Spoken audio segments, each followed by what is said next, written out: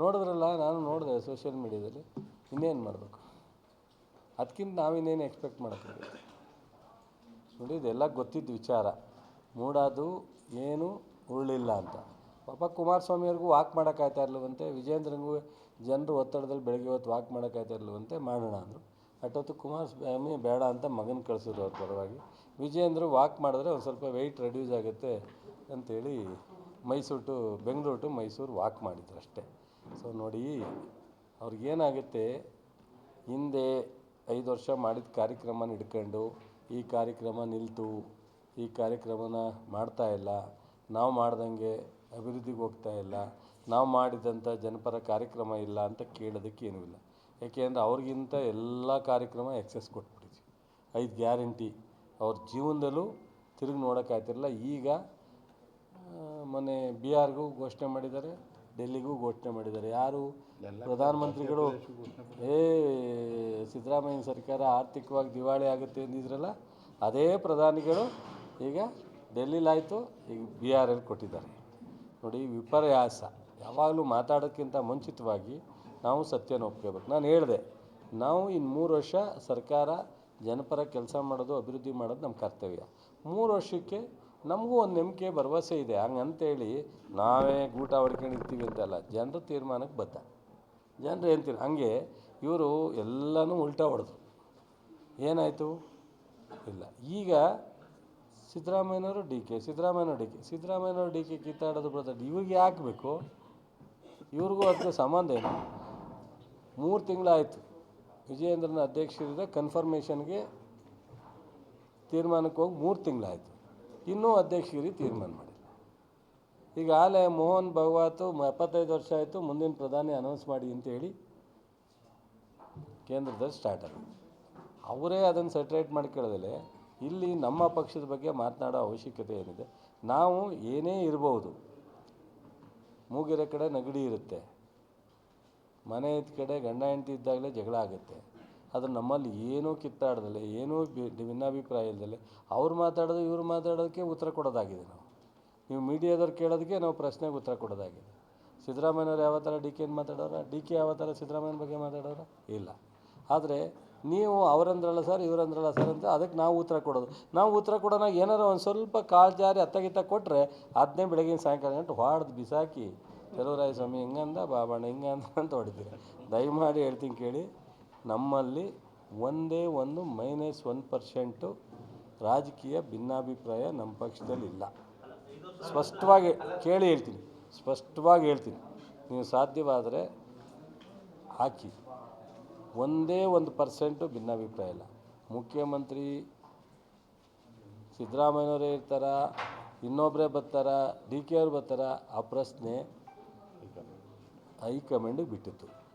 B J ಪಿಯವ್ರಿಗೆ ಅವಶ್ಯಕತೆ ಇಲ್ಲ, ಅಥವಾ ಇನ್ಯಾರಿಗೂ ಅದರ ಅವಶ್ಯಕತೆ ಇಲ್ಲದೇ ಇರೋ ವಿಚಾರ. ಆ ತೀರ್ಮಾನವನ್ನು ನಮ್ಮ ಹೈಕಮಾಂಡು ತಗೊಳುತ್ತೆ. ಅದು ಬಿಡ್ರಿ, ಅದು ಏನಾರು ಆಗಲಿ, ತೀರ್ಮಾನ ಅವ್ರು ತಗೋತಾರೆ ಅಂದಮೇಲೆ. ಈಗ ಸಿದ್ದರಾಮಯ್ಯನವರು ಒಂದು ಮಾತು ಹೇಳಿದ್ರು ಡೆಲ್ಲಿಗೆ ಹೋದ, ನಾವು ಹೈಕಮಾಂಡಲ್ಲಿ ಏನು ತೀರ್ಮಾನ ತಗೋತಾರೆ ಅದಕ್ಕೆ ಬದ್ಧ. ಡಿ ಕೆನೋ ಅಂದರು ಹೈಕಮಾಂಡಿಗೆ ಬದ್ಧ. ಇನ್ನು ಯಾಕೆ ಚರ್ಚೆ ಮಾಡ್ಬೇಕದನ್ನ? ಸಿ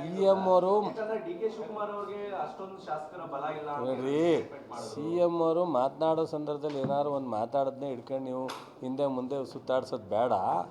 ಬಟ್ ಆದರೆ ಅವರೆಲ್ಲರೂ ನಾವು ಹೈಕಮಾಂಡ್ ವಿರುದ್ಧ ಅಂತ ಹೇಳಿದ್ರ, ಅಥವಾ ಡಿ ಕೆ ಯಾವಾಗಲೂ ಎಲ್ಲ ನಾನು ಫೈಟ್ ಮಾಡ್ತಾ ಇದ್ದೀನಿ ಅಂತ ಹೇಳಿದ್ರ? ಎಲ್ಲೂ ಏನೂ ಇಲ್ಲ. ಯಾಕೆ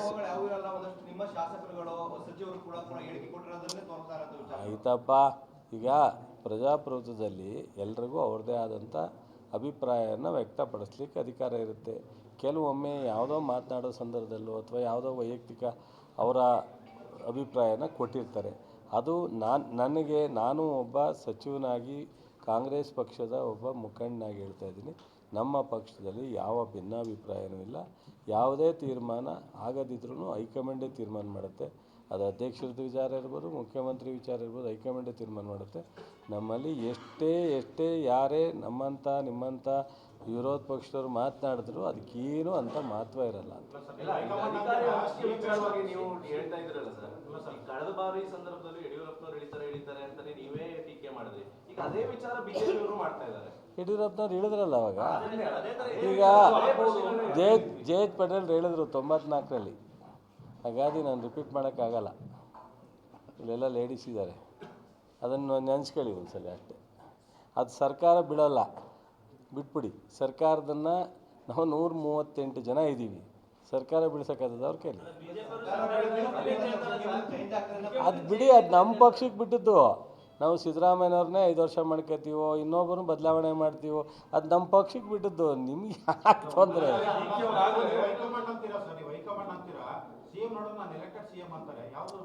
ಸರಿ ರೀ, ಇನ್ನೇನು ನಾನು ಎಲೆಕ್ಟೆಡ್ ಅಲ್ಲ, ನಾನು ನಾಮಿನೇಟೆಡ್ ಅಂತ ಹೇಳೋಕ್ಕಾಗತ್ತಾ ಅವರು? ನೀವು ನಾಳೆ ರಾಜೀನಾಮೆ ಕೊಡ್ತೀನಿ ಅಂತ ಹೇಳೋಕ್ಕಾಗತ್ತಾ?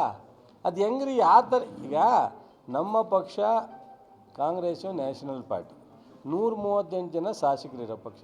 ನೀವು ಸುಮ್ಮನೆ ಕೇಳಿದ್ರೆ ಯಾರು ರಾಜೀನಾಮೆ ಕೊಡ್ತೀನಿ ಅನ್ನೋಕ್ಕಾಗುತ್ತೆ? ಅಥವಾ ನನ್ನ ಟರ್ಮ್ ಮುಗೀತು ಅನ್ನೋಕ್ಕಾಗತ್ತಾ? ಅವೆಲ್ಲ ತೀರ್ಮಾನ ಆಗೋದಿದ್ದರೆ ಹೈಕಮಾಂಡ್ ಮುಂದೆ ತೀರ್ಮಾನ ಆಗುತ್ತೆ.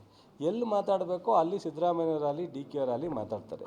ಸೊ ಪ್ರೆಸ್ ಮುಂದೆ ಅಥವಾ ಸಾರ್ವಜನಿಕರ ಮುಂದೆ ವಿರೋಧ ಪಕ್ಷದ ಮಾತಿಗೆ ಸಿದ್ದರಾಮಯ್ಯವರಾಗಲಿ ಡಿ ಕೆ ಅವರಾಗಲಿ ಉತ್ತರ ಕೊಡ್ತಕ್ಕಂಥದ್ದಕ್ಕೆ ಅವ್ರೇನು ಮೊನ್ನೆ ರಾಜಕಾರಣ ಮಾಡ್ತಾರಾ? ಅವ್ರಿಗೇನು ಮೆಚುರಿಟಿ ಇಲ್ವಾ? ಏನಕ್ಕೆ ಮಾತಾಡ್ತಾರೆ? ಅವೆಲ್ಲ ಎಕ್ಸ್ಪೆಕ್ಟ್ ಮಾಡೋದೇ ತಪ್ಪಲ್ವಾ? ಬಟ್ ಇದೇನಾಗಿದೆ, ವಿರೋಧ ಪಕ್ಷದವ್ರಿಗೆ ನಾನು ಹೇಳ್ದಂಗೆ 5 ವರ್ಷದ್ದು ಒಳ್ಳೆಯ ಕೆಲಸನೂ ಮಾಡಲಿಲ್ಲ, ಹೀನಾಯವಾಗಿ ಸೋತರು. ಮುಂದೆ ಅವ್ರಿಗೇನಾದ್ರು ಗುರಿ ಇದ್ದೆ ಅದನ್ನು ಹೇಳೋಕ್ಕಾಗ್ತಾಯಿಲ್ಲ ಅವ್ರ ಕೈಲಿ. ಯಾಕೆ? ಯಾರ ನಾಯಕತ್ವದಲ್ಲಿ? ಈಗ ಅವ್ರ ನಮ್ಮ ಪಕ್ಷದಲ್ಲಿ ಡಿ ಕೆ ಶಿವಕುಮಾರ್ ಸಿದ್ದರಾಮಯ್ಯನವ್ರ ನಾಯಕತ್ವ ಅಂತ ಹೇಳ್ತೀವಿ. ಅವ್ರ ಪಕ್ಷದಲ್ಲಿ ಹೇಳ್ತಾರಾ? ಸೋಮಣ್ಣ ನಾಯಕತ್ವ ಒಪ್ಪಾರ, ವಿಜೇಂದ್ರ ನಾಯಕತ್ವ ಒಪ್ಪಾರ, ಅಥವಾ ಯತ್ನಾಳ್ ನಾಯಕತ್ವ ಒಪ್ತಾರ, ಅಶೋಕಂದು ಒಪ್ತಾರ? ಹೇಳಪ್ಪ, ಯಾರ ನಾಯಕತ್ವನೂ ಅವ್ರಿಗೆ ಗೊತ್ತಿಲ್ಲ. ಅದರಿಂದ ವಿರೋಧ ಪಕ್ಷದಲ್ಲಿ ಪಾಪ ಕುಮಾರಸ್ವಾಮಿಯವರು ಅವ್ರು ಯಾವಾಗಲೂ ಹೇಳ್ತಾರೆ, ಚುನಾವಣೆ ಬಂದಾಗೆಲ್ಲ ಹೇಳ್ತಾರೆ, ಈ ಚುನಾವಣೆಯಲ್ಲಿ ಫುಲ್ ಮೆಜಾರಿಟಿ ಬರದೇ ನಾನು ಡಿಸಾಲ್ವ್ ಮಾಡ್ತೀನಿ. 3 ಚುನಾವಣೆ ಆಗೋಯ್ತು, ಡಿಸಾಲ್ವ್ ಮಾಡಲಿಲ್ಲ, ಅದಾಗಲಿಲ್ಲ. ಅದೇ ಹೇಳಿವೆ, ಮುಂದಿನ ಮುಖ್ಯಮಂತ್ರಿ ಯಾವಾಗ ಆಗೋದು? ಚುನಾವಣೆ ಆದಮೇಲೆ. ಚುನಾವಣೆ 3 ವರ್ಷ ಇದೆ, 114 ಬಂದಾಗ. ಇನ್ನು ಸಂಘ ಸಂಸ್ಥೆಗಳು ಸಾರ್ವಜನಿಕರು ಒತ್ತಡದ ಮೇರೆಗೆ ಕೊಟ್ಟಿದ್ದೀವಿ ಅನ್ನೋದನ್ನು ಸರ್ಕಾರ ಈಗಾಗಲೇ ಘೋಷಣೆ ಮಾಡಿದೆ. ಅದು ಗೃಹ ಇಲಾಖೆ ಮತ್ತು ಮುಖ್ಯಮಂತ್ರಿಯವರು ಮತ್ತು ಅಲ್ಲಿ ಜಿಲ್ಲೆ ಉಸ್ತುವಾರಿ ಸಚಿವರ ಗಮನಿಸಿರೋ ವಿಚಾರ. ನನಗದ್ರ ಪೂರ್ಣ ಮಾಹಿತಿ ಇಲ್ಲ. ಸೊ ಹಾಗಾಗಿ ನಾನು ಮಾಧ್ಯಮದಲ್ಲಿ ಬೆಳಗ್ಗೆ ಬರ್ತಾ ನೋಡಿದೆ. ಸೊ ಹಾಗಾಗಿ ಅದ್ರ ಬಗ್ಗೆ ನಾನು ಹೆಚ್ಚು ಹೇಳಲಿಕ್ಕೆ ನನಗೆ ಮಾಹಿತಿ ಇದೆ. ನೋಡ್ರಿ, ಅವರು ಲಾಸ್ಟ್ ಟೈಮ್ ಬೊಮ್ಮಾಯಿ ಸಾಹೇಬರು ಕೊಟ್ಟಾಗ ನಮ್ಮ ಶಾಸಕರುಗಳಿಗೆ 0, ಬೆಂಗಳೂರಿನಲ್ಲೂ 0 ಕೊಟ್ಟಿದ್ದರು, ಹೊರಗಡೆನೂ ಇಲ್ಲ. ನಾವು ಕಳೆದ ಬಾರಿ 10 ಕೋಟಿ ಕೊಟ್ಟಾಗ 224 ವಿಧಾನಸಭಾ ಕ್ಷೇತ್ರಕ್ಕೂ 10 ಕೋಟಿ ಕೊಟ್ಟಿದ್ದರು ನಮ್ಮ ಮುಖ್ಯಮಂತ್ರಿಗಳು. ಕೇಳಪ್ಪ ದಣಿ, 224 ಕ್ಷೇತ್ರಕ್ಕೂ 10 ಕೋಟಿ ಕೊಟ್ಟಿದ್ದರು. ಈಗ ಹೌದು, ನಾವು ಸರ್ಕಾರ ಮಾಡೋಣಾಗ ನಾವು 138 ಜನ ಗೆಲ್ಲಿಸಿದಾಗ ಒಂದು ಸ್ವಲ್ಪ ಹೆಚ್ಚು ಕೊಟ್ಟರೆ ಅದೊಂದು ಮಹಾ ಅಪರಾಧವೇ? ಮನೆಯಲ್ಲಿ 4 ಜನ ಮಕ್ಕಳನ್ನ ಇಟ್ಬಿಟ್ಟು ಕೊನೆ ಮಗನಿಗೆ ಒಂಚೂರು ರೈಸೋ ತುಪ್ಪನೋ ಒಂದು ಕೋಳಿ ಪೀಸೋ ಹೆಚ್ಚಾಗಿ ಹಾಕ್ತಾರಪ್ಪ, ಅದೇ ಅಪರಾಧ ಅಂತೀಯ? ನಾವು ಅವ್ರಿಗೆ ಕೊಡದೇ ಇದ್ದರೆ ತಪ್ಪು.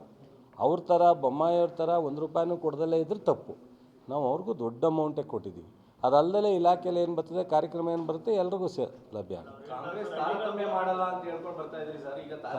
ತಾರತಮ್ಯ ಅಲ್ಲ, ತಾರತಮ್ಯ ಅಂದರೆ 0 ಮಾಡಿದ್ರು. ನಾವು ಮಾತ್ರ ಕೊಟ್ಕೊಂಡು ಅವ್ರು ಕೊಡದೇ ಇದ್ದರೆ ನಾನು ತೆಗೆದು ನೋಡಿ ನೀವೇ. ಕಳೆದ ಬಾರಿ ಬೊಮ್ಮಾಯಿಯವ್ರು ಕೊಟ್ಟಾಗ ಬೆಂಗಳೂರಿನ ನಮ್ಮ MLAಗಳಿಗೂ ಕೊಟ್ಟಿರಲಿಲ್ಲ. ಸಿದ್ದರಾಮಯ್ಯನವ್ರು ಕೊಟ್ಟಿದ್ದಂಥ ಅನುದಾನನ ವಾಪಸ್ ತಗೊಂಡಿದ್ರು ಅವಾಗ. ಸೊ ಹಾಗಾಗಿ ಅವ್ರ ಥರ ನಾವು ಮಾಡಿಲ್ಲ. ನಾವು ಸ್ವಲ್ಪ ನಮ್ಮವರು ಭಾಳ ಒತ್ತಡ ಮಾಡಿದಾಗ ಕೆಲಸ ಮಾಡಬೇಕು ಅನ್ನೋ ಆಸಕ್ತಿ ಇರೋರಿಗೆ ಒಂದು ಸ್ವಲ್ಪ ಹೆಚ್ಚು ಮಾಡಿ. ಆ ಥರ ಏನು ನೋಡ್ರಿ, ಎಲ್ಲದರಲ್ಲೂ ಆಲ್ವೇಸ್ ಬೆಟರ್ ದ್ಯಾನ್ ಕಾಂಗ್ರೆಸ್ ಪಕ್ಷ, BJP ಮತ್ತು JDSಗಿಂತ ಎಲ್ಲ ವಿಚಾರ ಟ್ರಾನ್ಸ್ಪರೆನ್ಸಿ ಇದೆ. ಸಿದ್ದರಾಮಯ್ಯನವರು ಸ್ವಲ್ಪ 1% ನಮ್ಮವರು ಕಾಂಗ್ರೆಸ್ ಪಕ್ಷದ ಕಾರ್ಯಕರ್ತರು ಅಥವಾ MLAಗಳ ಹತ್ರ ಮಾತಾಡಿದ್ರೆ ಅಪರಾಧ ಅಂದರೆ ಕಷ್ಟ. ಸೊ ವಿರೋಧ ಪಕ್ಷಕ್ಕೆ ಏನು ಗೌರವ ಕೊಡಬೇಕು, ವಿರೋಧ ಪಕ್ಷ ಶಾಸಕರಿಗೆ ಏನು ಗೌರವ ಕೊಡಬೇಕು ಕೊಡ್ತಾರೆ. ಸೊ ಎಲ್ಲೋ ದಾರಿಲಿ ಹೋಗ್ತಿದ್ದಾಗ 1 ನಿಮಿಷ ನಿಲ್ಸಿ ಮಾತಾಡಿದ್ರೆ ಅಯ್ಯೋ ಇವ್ರಿಗೆ ಜಾಸ್ತಿ ಮಾತಾಡ್ತಾರೆ, ಅವ್ರಿಗೆ ಕಡಿಮೆ ಮಾತಾಡ್ತಾರೆ ಅಂತ ತಪ್ಕೊಂಡು ಹಿಡಿದ್ರೆ ಹೆಂಗೆ? ಕಷ್ಟ. Thank you sir.